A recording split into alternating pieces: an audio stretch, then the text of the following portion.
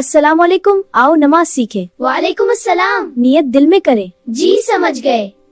किबला रुख सीधे खड़े हो जाएं। जी समझ गया। हाँ, हम तैयार हैं। बहुत अच्छे, अब दुआ शुरू करें।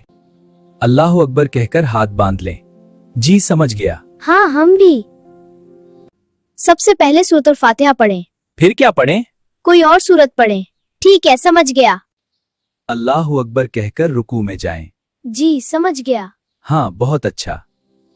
रुकू में 3 मर्तबा सुभान रब्बियल अजीम पढ़ें। जी समझ गया। हाँ, बहुत अच्छा। सीधे खड़े हो जाएं। जी भाईजान, हम तैयार हैं। अल्लाह अकबर कहकर सजदे में जाएं।